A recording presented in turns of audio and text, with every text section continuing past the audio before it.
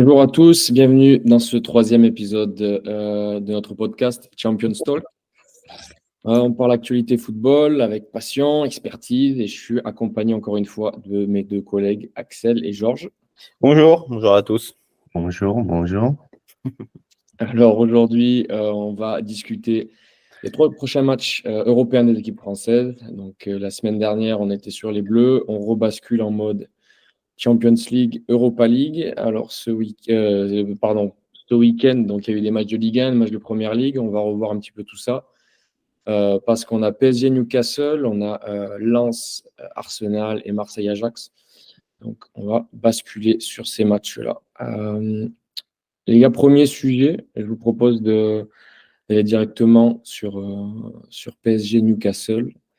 Je vous rappelle un petit peu juste où on en est niveau classement dans le groupe F. On a Dortmund qui est premier avec 7 points, le PSG deuxième avec 6 points, Milan troisième 5 points, Newcastle 4 points. Grosso modo, pour que le PSG se qualifie, il faut qu'il batte Newcastle et que Milan ne batte pas Dortmund.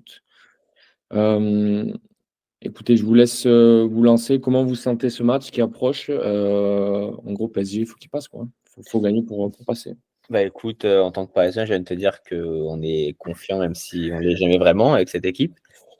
Ouais, le PSG, ça reste normalement, on va dire, favori, mais quand on voit la débâcle du match aller, où ils se sont pris 4 buts, on doute. Après, bon, bah là, tu étais en Angleterre, tu avais un terrain qui était même pas droit. C'est quand même fou de se dire que le terrain de Newcastle est construit sur une colline. Donc le terrain, en fait, penche d'à côté, c'est super. Mais donc là, on aura enfin un terrain droit, ça sera au Parc des Princes. Malgré tout, en Ligue des Champions, au Parc des Princes, c'est quand même compliqué pour toute équipe extérieure d'aller jouer là-bas. Donc on espère quand même voir le PSG l'emporter. Si Milan gagne ou pas, ça c'est un autre débat, parce que de toute façon, il faudra se qualifier, il faudra être premier pour le PSG quand tu vois que après, tu as un boulevard, si jamais tu finis premier. Il n'y a pas réellement de grosses équipes qui ont fait des erreurs comme le Paris Saint-Germain. Donc, il faudra gagner quoi qu'il arrive à Dortmund et gagner quoi qu'il arrive du coup à Newcastle pour s'assurer une première place. Oui, c'est un peu. Pardon, j'allais te lancer.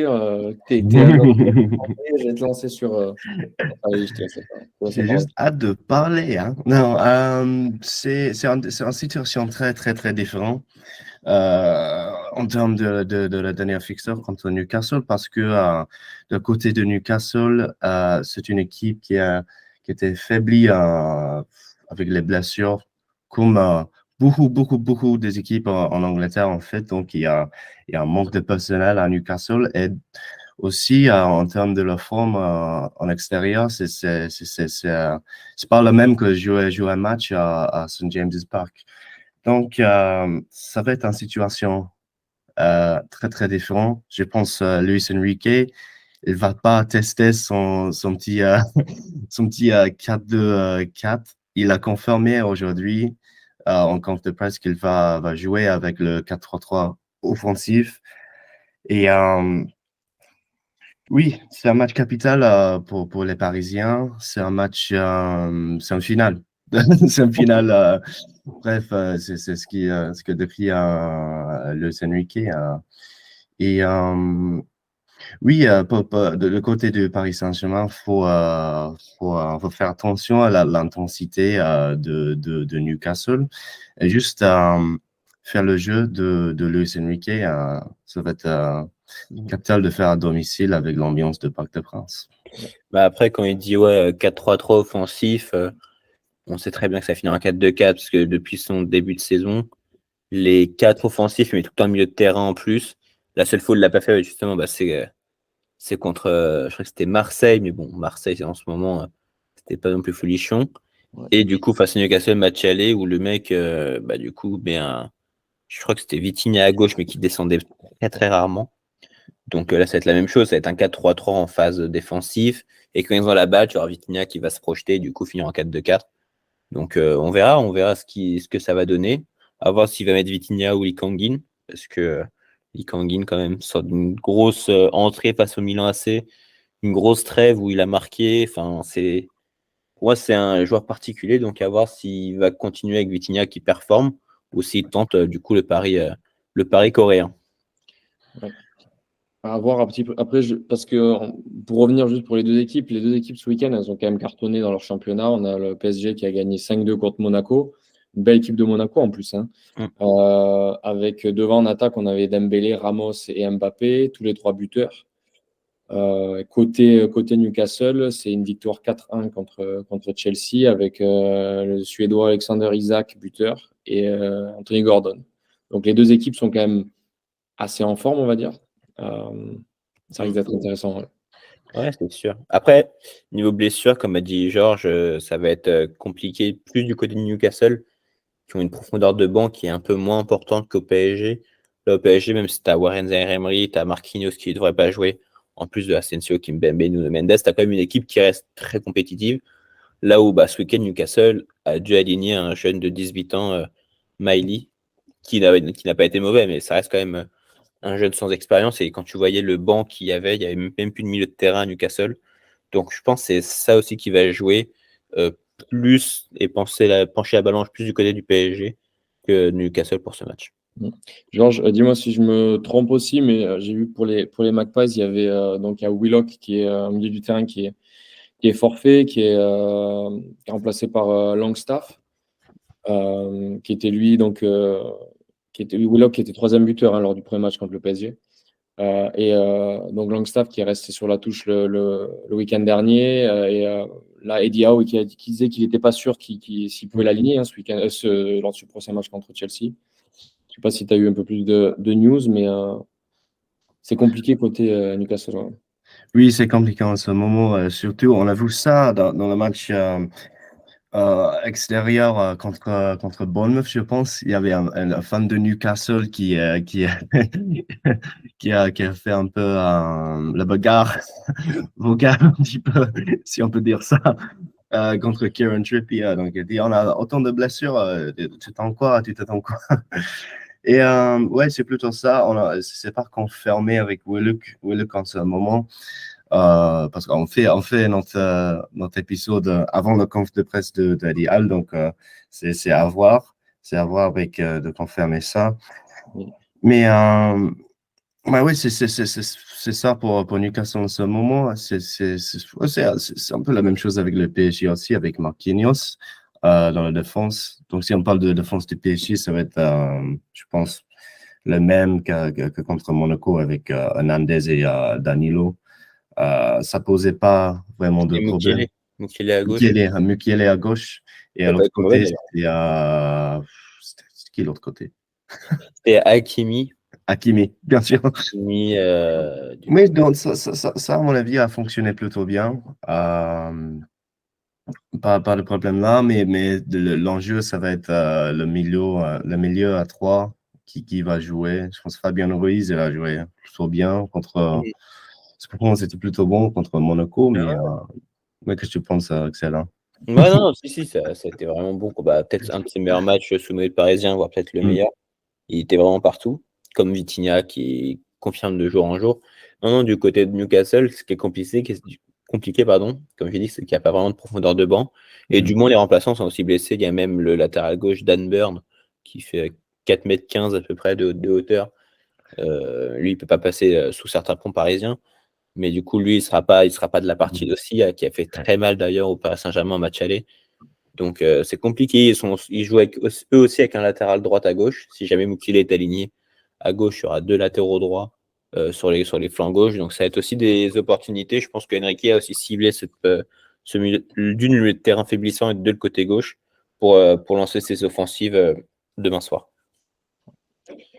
Je pense en défense centrale, ce sera Lucas et Skriniar, tu penses, qui ont joué ce week-end ensemble. Ouais, si jamais on reste sur le même plan de jeu, oui. Après, il y a aussi Danilo qui peut dépanner. Kimpembe, bon, il sera pas dans le groupe, je pense. Donc ça sera Danilo. Ou alors tu peux être aussi Mukiele en centrale et Lucas Hernandez sur le côté gauche. Je le vois mal changer comme ça, sachant que ça n'a pas trop mal fonctionné à Monaco. Tu te prends un seul vrai but, parce qu'il y en a un où Donnarumma offre encore une fois, belle fête. Comme tous les week-ends, décide de faire la passe à l'adversaire pour avoir un ou deux tirs à se mettre sous la dent. Oui. Je vois mal changer, je vois quand même mettre Mukiele à gauche et Hernandez dans l'axe. Mais c'était pas ouf pour les gardiens pendant le match contre Monaco. Pour les deux gardiens, c'était deux erreurs chacun. Mm. Mais les deux, ils ont fait une plutôt bonne performance quand même. Mais c'est les erreurs pour les gardiens qui coûtent tout le temps. Beau but de Dembélé qui marque enfin avec le PSG. Oui. Je pense aussi le gardien ne s'attendait pas à ce qu'il mette une frappe comme ça. Premier Ouais. poteau. Mais la même que Colomani d'ailleurs. Ouais. Colomani qui marque 2 buts en 2 matchs. Bon. Oui, pour Ousmane Dembélé, tout le monde parle de lui en ce moment, je pense, parce que même Luis Enrique a dit qu'il est le joueur le plus déstabilisateur, c'est ça? Ouais. Déstabilisant au monde. Et on a joué, on a dit ça, le mec le plus créatif de PSG, finalement, quand il marque des buts comme ça, tu vois, Ouais. pourquoi elle n'a pas gagné le ballon d'or? Non, on n'est pas Marseille, t'inquiète. On n'est pas Marseille. Tu m'as eu de l'OM, on aurait crié au scandale. Mais non, c'est encore reconnaître il On mérite demande pas le ballon d'or, même si il est de mieux en mieux ces derniers temps. Et ça, faut pas lui retirer. Oui. Avant de basculer sur le prochain sujet, petit pronostic pour ce match. Qu'est-ce que vous voyez? Alors, mon cœur voit un 6-0. Mais alors, ma tête, quand je réfléchis, genre à peu près 8 secondes et demie, j'imagine quand même allez, on va dire 3-1 pour le PSG. Et on croise les doigts. Moi, j'ai pensé exactement le même. Le même. 0 toi aussi, je suis d'accord. 3-1, mais je vais dire 2-1. 2-1 maintenant. J'ai changé un petit peu. Je te rejoins, genre, je pensais plutôt un 2-1 aussi, avec peut-être un but de Isaac, je pense. Moi, je pense à un but de Dan Burn. C'est un ancien favori de Brighton. Il est surtout blessé, mais ouais, je pense qu'il a marqué les tribunes. Il va peut-être surgir, mettre un coup de casque, on sait jamais. Ouais, comme ça. Ok, donc on voit le PSG passer. Bon, après, on est quand même. Du moins, on l'espère. On espère.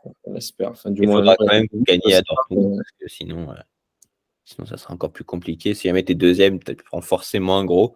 Si jamais t'es premier, t'évites quand même pas mal de beau monde. Ouais. Ok, sujet numéro 2, on se tourne du côté de Lens, qui va jouer Arsenal. Alors qu'ils doivent s'imposer eux aussi pour continuer. Je rappelle le classement, Arsenal premier 9 points, PSV Eindhoven deuxième 5 points, et Lens aussi 5 points, troisième, et Séville dernier avec 2 points. Donc le match aller, c'était une super performance des Lensois, qui s'étaient imposés 2-1 avec but de Wai et Thomasson. Mais du coup, dernière défaite des Lensois, c'était contre Eindhoven 1-0, pas mal de regrets. Et côté Gunners, ils sont passés premiers ce week-end en Première Ligue, et leur dernier match, c'était contre Séville, 2-0 victoire. Donc intéressant. Et oui, victoire aussi des Lensois ce week-end, mais 3-0 à Clermont. Donc, bon, c'est...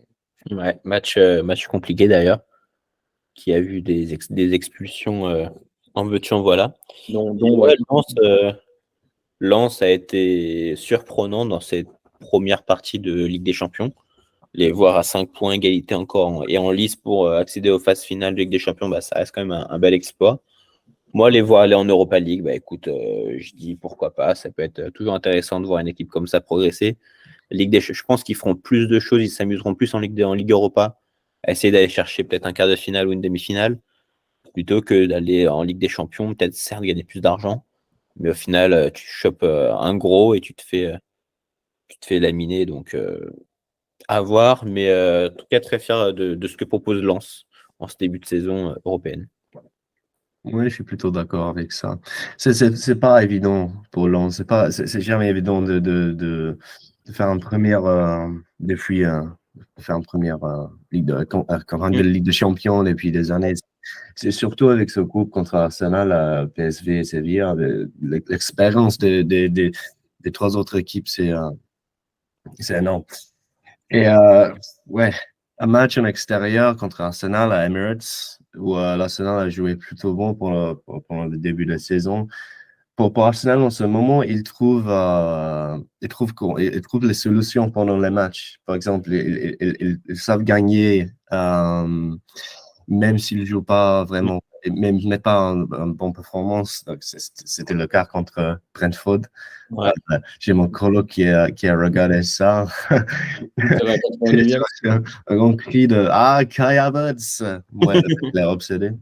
Donc, ouais, je vais regarder le match avec lui. De toute façon.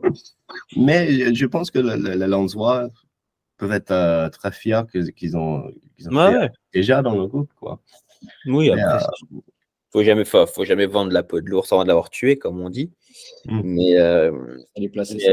on sait jamais, on sait jamais avec les Lensois de toute façon, que ce soit la plus belle équipe en face ou alors une équipe de Ligue 2 nationale, on sait jamais vraiment à quoi s'attendre. Mais en tout cas, ce qui est sûr, c'est qu'ils sont de mieux en mieux en Ligue 1. Ils commencent à gagner, ils commencent à engranger des points. En Ligue des Champions, vu qu'ils sont le petit poussé, ils arrivent quand même à accrocher des points, voire même gagner, sans voler la victoire face à Arsenal en match aller chez eux. C'était Lens qui avait été dominateur tout le match. Donc à voir ce qu'on fait à l'Emirates. C'est quand même compliqué d'aller jouer là-bas, peu importe l'équipe que tu es. Donc on verra ce que va nous préparer ce bon vieux Forquez. Oui, peut-être, je pense, le style de jeu de Francaise, c'est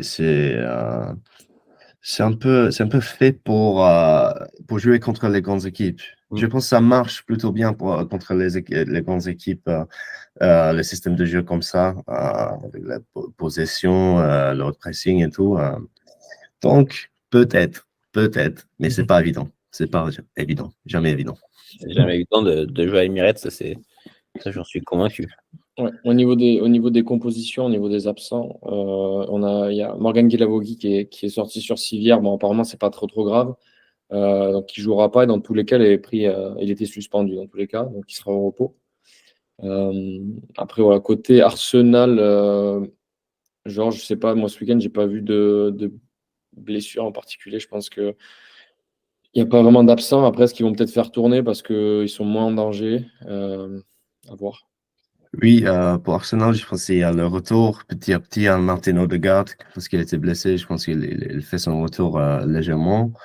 Ouais, c'est le retour de Kai Havertz aussi.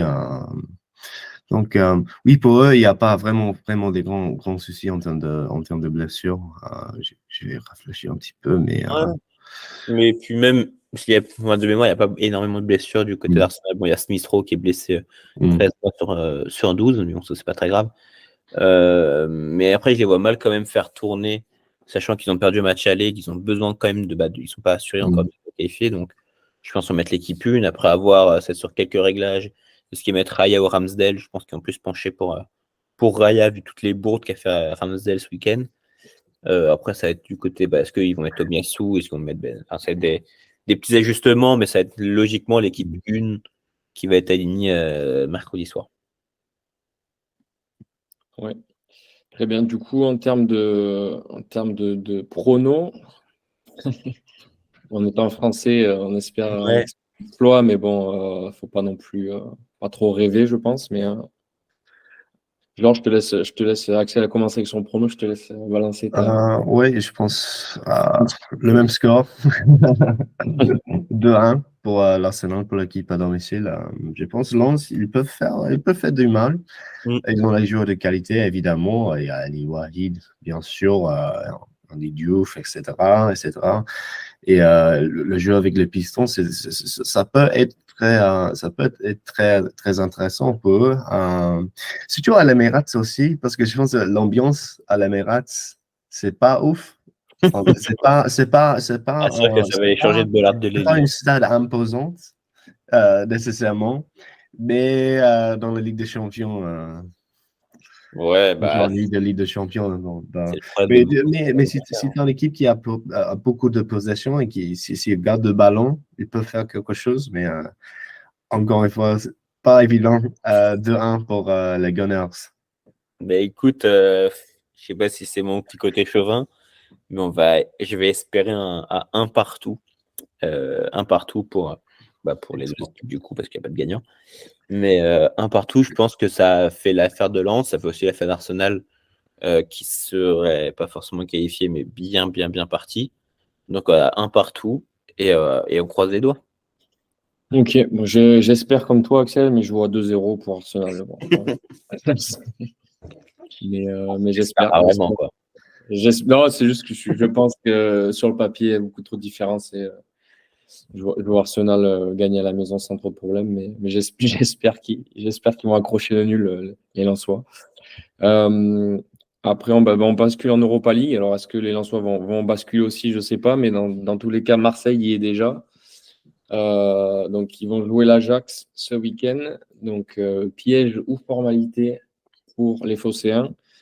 Donc, je vous le rappelle, ils sont premiers de leur groupe avec 8 points. Brighton, cher Brighton à Georges, deuxième 7 points. Athènes, troisième 4 points. Ajax, bon dernier, 2 points. Donc, le match aller, il y avait eu un 3-3 avec des buts dans tous les sens. Donc, notamment un but de Klose et doublé de Pierre-Emerick Aubameyang. Et après, donc, de leur côté, en championnat respectif, l'OM, c'est 12e, c'est très, très, très poussif. Nul ce week-end à Strasbourg, un partout. Et l'Ajax, ils se réveillent, eux, par contre, début de saison très, très compliqué. Et là, ils sont remontés à la 8e place. Donc, voilà. Qu'est-ce que vous en pensez? Est-ce que vous pensez que l'OM va passer sans trop de soucis? Moi, je pense vraiment que je peux commencer que le groupe B de la Ligue Europa, c'est le groupe le plus compliqué, avec le plus de divertissement dans les Coupes d'Europe, en Ligue de Champions, Europa League ou Ligue Conférence cette saison. C'est un groupe incroyable. Je dis ça pas juste parce qu'il y a Brighton qui joue dedans, mais oui. Évidemment, il faut gagner contre Ajax parce que j'ai regardé les deux matchs précédents d'Ajax. C'est difficile à prononcer en français. Ajax, even. En Ligue des Champions en Ligue Europa contre Brighton. Il faut vraiment gagner contre cette équipe. J'ai vu les deux matchs précédents, j'ai vu rien de côté de Néerlandais qui me donne la peur. Mais c'est une situation un peu différente maintenant parce qu'ils ont un nouveau coach. Il fait petit à petit, il fait de bonnes choses pour remonter un petit peu en Eredivisie, mais à domicile, au Vélodrome, faut gagner. Mais c'est dans ce genre de situation où on voit Marseille faire des choses incroyables en termes de capitulation. Donc, c'est vrai que ça peut être un match piège, quoi. Ouais, on va dire que T'as le cœur en ciel et blanc, toi. Dis-moi. Moi, je suis vraiment phocéen, donc ça qui est cool. Non, mais on va dire que même si je mets mon côté parisien de côté, l'OM n'est pas forcément l'équipe la plus clutch, on va dire, dans les moments comme ça. On l'a vu face au Panathinaikos, on l'a vu à de nombreuses reprises, même en Coupe de France, face à des boulangers de l'Isère. Les grands rendez-vous, c'est à double tranchant pour les Marseillais. Ils sont capables de belles choses comme de très mauvaises, malheureusement. Enfin, heureusement pour moi, mais malheureusement pour eux. Et là, tu as un Ajax que tu considères faible parce qu'ils ne sont pas forcément premiers d'Eredivisie, parce qu'on a cette image de l'Ajax qui perd tous ses matchs. Mais ils viennent de gagner 5-0 face aux Vitesse. Bon, après, c'est le chauffeur-livreur. Vitesse, ils sont derniers du championnat aussi. Donc... Ouais, mais c'est 5-0, il faut quand même les mettre. Après, je t'avoue que c'est pas les meilleurs joueurs du monde. Mais là, ils sortent de pas mal de victoires. Ça fait quand même du bien de revoir un peu de jeu à l'Ajax. Donc, à voir. Je pense qu'il ne faut pas les prendre de haut comme ils ont pu les prendre au match aller, parce que au match aller, ils étaient vraiment dans la panade la plus totale à Amsterdam. Et au final, il y a eu... c'était un match très serré. Il y a eu 2-2, quoi. Non, 2-2 3-2 3-3, même. 3-3 8-8. C'était complètement ouf, ouais. Donc voilà, on va voir ce que ça va donner. Après, c'est ça qui sont au Vélodrome, donc ça va les aider. Oui. Mais bon, on espère quand même une petite victoire de l'Ajax de mon côté. Mais on va voir, parce que et aussi en même temps, il y a le match de Brighton-Athènes. Et moi, comme fan de Brighton, je crains ça. Je crains Athènes comme une équipe qui joue 4-4-2 avec Nordin Amrabat et Sidibé là-bas. Je crains un peu un répète de notre match contre Athènes. C'est le pire genre d'équipe. Peut-être on peut jouer contre avec le bloc bas et tout. Mais on va voir. C'est un groupe fascinant pour le moment. Ouais. Donc ça peut jouer parce que le quart, T'as l'OM qui a claqué 2 buts à Athènes quand même en gagnant 2-0. Et puis t'as Brighton aussi. Je regardais les derniers matchs. Dernier match de l'Ajax, c'était contre Brighton Ajax perd 2-0 aussi contre Brighton. Donc bon. Sur le papier, Brighton et l'OM, on les voit quand même vainqueurs. Ils sont bien meilleurs. Mais bon, après, ça reste, comme vous dites, c'est des matchs un petit peu pièges. Tu peux te saborder. Du moins, les Marseillais en sont capables. Oh oui, un peu trop même. Donc, ouais. Ça va être intéressant. À voir l'équipe qui vont aligner. Ce bon budget Gattuso va aligner. Sachant qu'ils sortent d'un match nul face à Strasbourg, c'est pas non plus l'équipe la plus stable de Ligue 1. Ouais, c'est sûr. Il était pas content après le match contre Strasbourg, pas du tout. Il a dit son équipe était. Moins quand l'attaque en face c'est Gamero, Gamero, je sais pas qui. Il a dit que son équipe était nulle pendant tout le match contre Strasbourg. Bon. Donc, il a confiance en son équipe. Donc on va voir. On va voir. On espère quand même une victoire, au moins, quoi. Une victoire. Peut-être les matchs nuls, dans le pire des cas, ils pourraient quand même finir premier en fonction du résultat de Brighton, mais bon. Ça serait intéressant de voir finir premier de poule, même si je sais qu'Axel, ça te ferait chier. Bon, un petit tour en Europa Conférence, moi, ça me va aussi. Bon. Ok, messieurs. Écoutez, on a fait le tour de ces 3 matchs des équipes françaises. Si vous n'avez pas d'autres commentaires sur ces matchs-là, moi, je vous propose de basculer sur ce bon vieux petit quiz et voir un petit peu tester vos connaissances. J'y ai pour le quiz. Genre, j'espère que tu as fait de ton côté pour te relancer par rapport au week-end dernier, la semaine dernière. J'ai fait rien comme préparation pour le quiz. Donc, alors, ne change rien. 10 Gareth Bale. Parfait. Ne change rien. Ok, alors les gars, première question. Alors, on va faire comme la dernière fois. Vous faites un Shifumi pour savoir qui commence et puis c'est une réponse chacun et on compte les points. Je vais lui laisser la main quand même. C'est gentil. Soyons galants avec nos amis anglais. Gentlemen. D'autant plus que c'est un sujet qui concerne la France, l'équipe de France, donc c'est le côté chauvin. Mais on va dire que celui-là, c'est juste pour te mettre en haleine, Georges. On va pas compter sur cette première question. C'est juste histoire de te lancer gentiment. Allez. Ok. Donnez-moi les 5 meilleurs buteurs de l'EDF, équipe de France évidemment, dans l'ordre. Dans l'ordre. Article disponible sur lestransferts.com aussi. Moi, je te laisse commencer, George. Numéro 1. Olivier Giroud. Ouais, exactement. 55 buts. Il a marqué c'était pendant la Coupe du Monde. Hop. J'étais là. Non, pas là. Pas à Qatar, mais je me souviens. Olivier Giroud, c'est bon. Axel, deuxième. J'imagine quand même Thierry Henry. Ouais, Thierry, ouais. 51 buts. Troisième. Georges. Je pense troisième, c'est Mbappé. C'est ça, c'est Kylian Mbappé. Déjà. 45. Putain, c'est fou en vrai. Quatrième. Monsieur Antoine Grisou. Griezmann. Grisou. Ouais. Cinquième. Georges. Jean-Pierre Papin. Aïe. Voilà. Il est dans le top 10. JPP dans le top 10. 9e, 30 buts, mais non. Aïe. C'est ce bon Michel Platini. Platoche. Ouais. Platoche. À 41, 42. 41 buts, ouais. 41 buts. 41 buts. Ok, bon. Un petit 3-2 pour le tour de chauffe pour Axel, mais tout va se jouer sur cette deuxième question qui est un peu plus longue et qui n'est pas qui n'est pas à propos de l'équipe de France ou des équipes françaises. Donc, Georges, voilà, on n'a pas fait les chiens sur celle-là.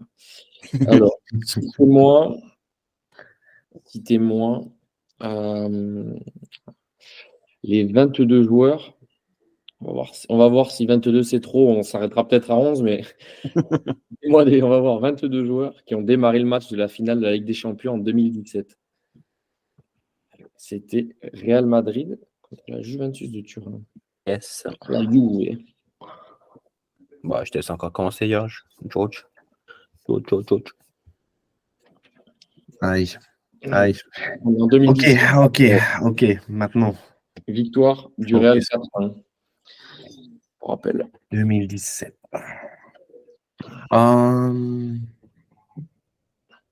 Ça joue à la c'était à la San Siro, c'est ça?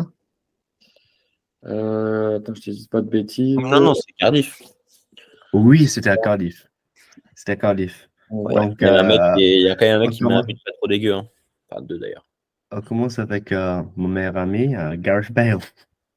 Allez. En tout cas, c'était cool vraiment d'avoir fait ce petit podcast avec vous. Dans l'eau. Le meilleur remplaçant, mais c'est pas grave. Dans l'eau. Donc, c'est très fort. Ce Gareth Bale, il te bouffe la feuille 2 fois d'affilée, mon pauvre Jean. Et Donc, non, vas-y, Axe. Bah, Cristiano Ronaldo. Ouais, voilà. On peut démarrer avec quelque chose de sûr. Vas-y, Georges. Keylor Navas dans les buts de Real Madrid. Ouais, Allez là. KB9, comme on dit dans le jargon. KB9, ouais. Karim Benzema. Ça passe. Modric. Ouais. Real Madrid. Casemiro. Buteur, d'ailleurs.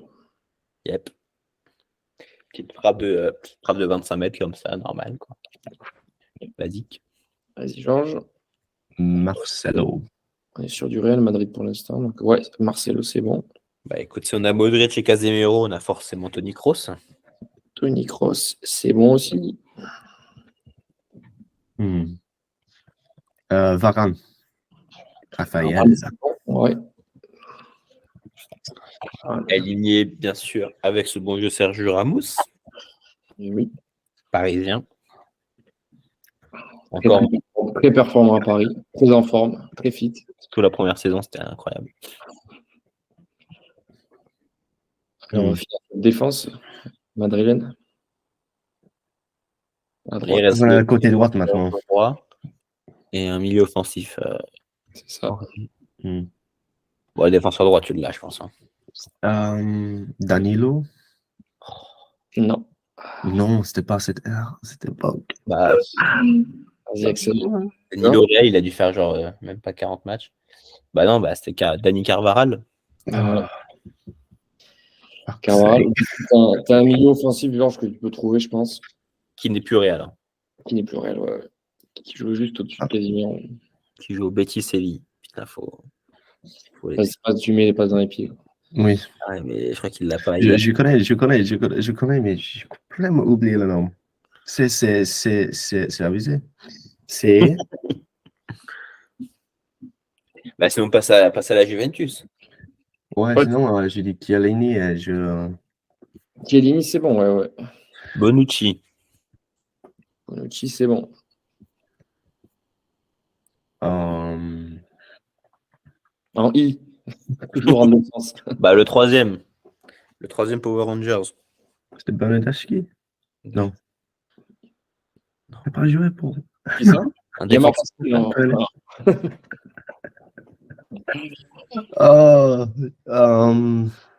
Juventus. Axel, tu veux Alexandro. Ouais, ça passe, ouais.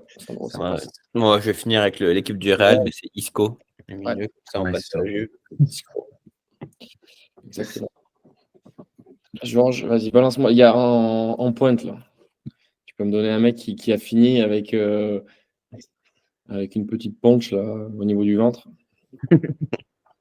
C'était Mandzukic? Non. Il y est, mais il n'a pas fini. C'est Non. méchant pour Mandzukic, mais il a joué, mais il n'était pas. Mandzukic qui met le retour. Bon, j'ai juste pensé de ça. Mais un retourné sympa. Non, j'imagine que tu penses à Gonzalo Higuaín.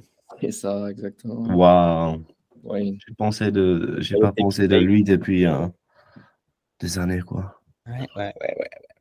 Waouh. Gonzalo. Il nous en restait quelques-uns. Oh oui. Un mec qui est en tôle. Oui, c'est vrai, récemment. Là. Un mec qui est à Fresnes en ce moment, il a pris 9 ans. Ok. L'Espagnol a été très, très raide. À Juventus? Ouais. Ouais. Il a joué au PSG d'ailleurs. Ah! Ça fait beaucoup d'indices. Hein.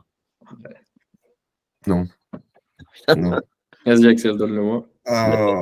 Daniel Alves. Daniel Alves. Pour Juventus. Il a plus de 9 ans, je crois, quelque chose comme ça. Ouais. Alors, c'est pas encore officiel, mais c'est le parquet de je sais plus quoi qui réclame 9 ans. Ouais. Bah, pour viol. Ouais. Sympathique. Ouais, là, il a chargé. C'est oui, c'est pas encore officiel, mais bon, là, il est pas dans. Il n'est pas parti pour gagner, quoi. Ah non. Bon, il nous en reste quelques-uns. On a qui là devant qu'on n'a pas dit? On a un Allemand aussi en milieu défensif. Il joue au Real. Ouais. Ah, l'Allemand, oui. Khedira. Ouais. Ouais. C'était quoi le prénom? Samy. Sami Khedira. Wow. Et à côté de lui, il y avait ce bon vieux Miralem Pjanic. Lyonnais. Impeccable. Pjanic. Et il en manque. Il nous manque un Argentin qui jouait derrière Higuaín. Ouais. Dybala? Ouais. Allez. Dybala. Je me doute. Le troisième Power Rangers, tout à l'heure, du coup, on l'a pas donné, mais.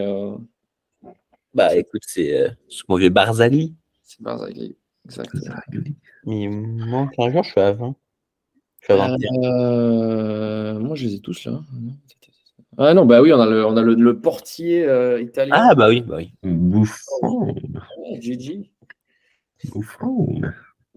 Ça compte pour moi. Gianluigi Buffon. Bon. 10, j'ai quoi là? J'ai 10 à 12 ou 9 à 13, je sais plus. Bon, en tout cas, la victoire à Axel, mais genre, tu t'es bien défendu quand même parce que. Et ouais. On va arriver ici. Petit à petit, on remonte un petit à petit. Ah non, c'est bien. C'est bien. Le progrès. Écoutez, messieurs, merci pour cet épisode. On va suivre ces matchs attentivement et on verra la semaine prochaine où on en est.